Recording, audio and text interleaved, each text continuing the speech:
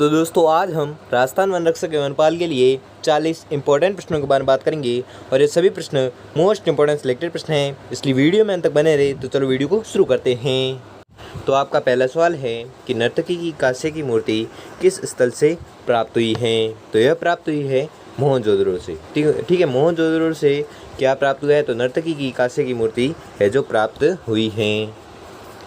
अगला सवाल है कि सिंधु सभ्यता की खोज का श्रेय दिया जाता है, तो किसे दिया जाता है, राय बहादुर दयाराम साहनी को। ठीक है, राय बहादुर दयाराम साहनी को सिंधु सभ्यता की खोज का श्रेय दिया जाता है।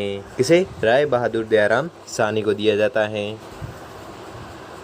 अगला सवाल है कि सुमिलित कीजिए, तो सुमिलित करना है, तो इसमें क्या है कि गोदीबाड़ा, तो गोदीबाड़ा कहाँ पर है, गोदीबाड़ा है लोथल में। ठीक है, महास्नानागार यह है मोहनजोदड़ो में। जूते हुए खेत यह है कालीबंगा में, जूते हुए खेत ये कालीबंगा में।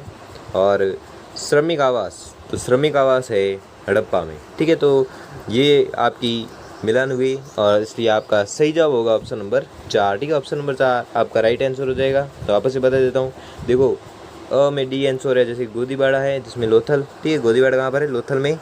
महास्नानागार है कहाँ पर, मोहनजोदड़ो में। और जूते हुए खेत कहाँ पर है, तो जूते हुए खेत है कालीबंगा में। और श्रमिक आवास है जो कहाँ पर है, तो श्रमिक आवास है हड़प्पा में। ठीक है, तो आपको याद रखना है। अगला सवाल है कि सिंधु वासियों द्वारा सर्वाधिक प्रयुक्त धातु थी, तो कौन सी थी, कांसा। ठीक है, कांसा धातु है जो सिंधु वासियों द्वारा सर्वाधिक प्रयुक्त धातु थी। कौन सी, कांसा धातु। अगला सवाल है कि सिंधु सभ्यता की महत्वपूर्ण विशेषता थी, तो क्या विशेषता थी, नगर नियोजन। ठीक है, नगर नियोजन है जो सिंधु सभ्यता की महत्वपूर्ण विशेषता थी। क्या थी, नगर नियोजन। अगला सवाल है कि सिंधुवासी किसकी उपासना नहीं करते थे, तो सिंधुवासी उपासना नहीं करते थे किसकी, विष्णु की। ठीक है, विष्णु की उपासना नहीं करते थे कौन, सिंधुवासी। ठीक है, तो आपको याद रखना है। अगला सवाल है कि सैंधववासी किस धातु से अपरिचित थे, तो वह थे लोहा धातु से। ठीक है, लोहा धातु से अपरिचित थे कौन, सैंधववासी। ठीक है, सैंधववासी है जो लोहा धातु से अपरिचित थे। अगला सवाल है कि सिंधु घाटी के लोग किस वस्तु का सर्वाधिक आयात करते थे, तो यह आयात करते थे धातु एवं बहुमूल्य रत्न का। ठीक है, धातु एवं बहुमूल्य रत्न का सर्वाधिक आयात करते थे कौन, सिंधु घाटी के लोग। ठीक है, सिंधु घाटी के लोग है जो धातु एवं बहुमूल्य रत्न का सर्वाधिक आयात है जो करते थे। अगला सवाल है कि सिंधु घाटी के लोग कपड़ा इस्तेमाल करते थे और इस बात का प्रमाण किस स्थान से मिलता है, तो इस बात का प्रमाण मिलता है मोहनजोदड़ो से। ठीक है, मोहनजोदड़ो से प्रमाण मिलता है कि सिंधु घाटी के लोग कपड़ा इस्तेमाल करते थे और इस बात का प्रमाण किस स्थान से मिलता है, तो आपको याद रखना है, यह मिलता है मोहनजोदड़ो से। ठीक है, अगला सवाल है कि धान की खेती के प्रमाण या चिन्ह कहाँ से प्राप्त हुए हैं, तो यह प्राप्त हुए हैं लोथल एवं रंगपुर से। ठीक है, लोथल एवं रंगपुर से धान की खेती के प्रमाण या चिन्ह प्राप्त हुए हैं। कहाँ से प्राप्त हुए, लोथल एवं रंगपुर से, लोथल एवं रंगपुर से प्राप्त हुए हैं। अगला सवाल है कि हड़प्पा कालीन निम्नलिखित स्थलों में से किसमें घोड़े के अवशेष पाए गए हैं, तो घोड़े के अवशेष पाए गए हैं सूरकोटड़ा से। ठीक है, सूरकोटड़ा से घोड़े के अवशेष है जो पाए गए हैं। कहाँ से पाए गए हैं, सूरकोटड़ा से।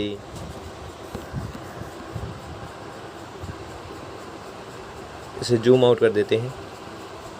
ठीक है, सूची 1 को सूची 2 में सम्मिलित कीजिए तथा सूचियों के नीचे दिए गए कूट से सही उत्तर दीजिए। तो सही उत्तर का चयन करना है, तो सही उत्तर होगा हड़प्पा कर्मचारियों के निवास, लोथल है जो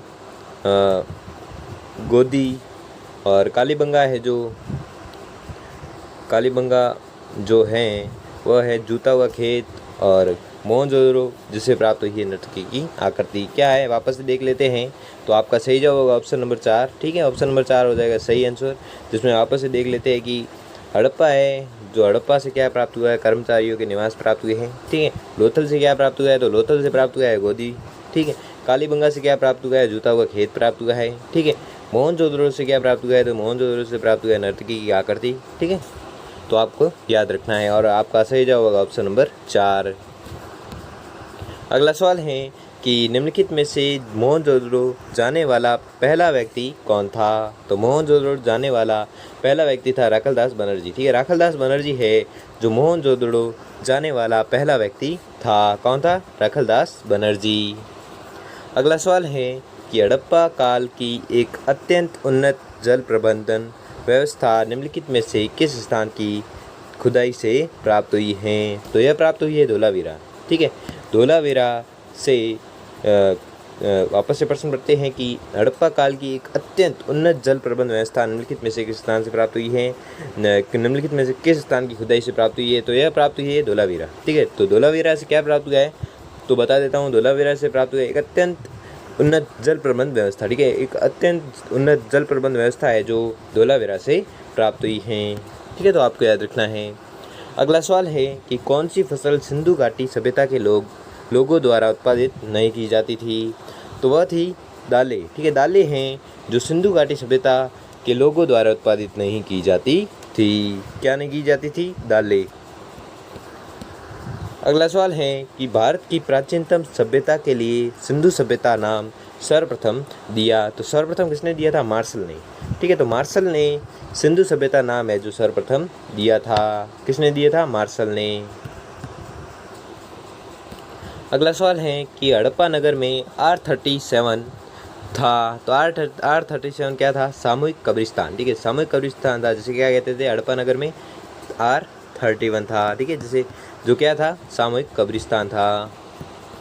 अगला सवाल है कि हड़प्पा काल में मकान बनाने में प्रयुक्त ईंटों के आकार का अनुपात था। तो आकार का अनुपात था 4:2:1। ठीक है, 4:2:1 जो हड़प्पा काल में मकान बनाने में प्रयुक्त ईंटों का आकार था। कितना था? 4:2:1।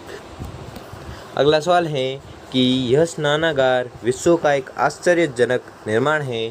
सर जॉन मार्शल ने यह कथन किस हड़प्पा सभ्यता नगर के स्नानागार के विषय में कहा है। तो यह कहा है मोहनजोदड़ो।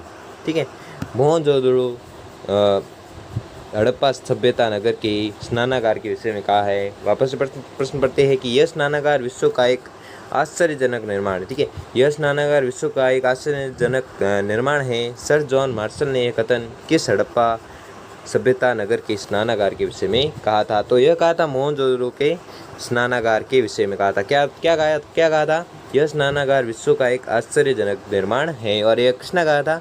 तो यह कहा था सर जॉन मार्शल ने कहा था। ठीक है, किसके संबंध में कहा था? तो मोहनजोदड़ो के स्नानागार के विषय में कहा था। ठीक है, तो आपको याद रखना है।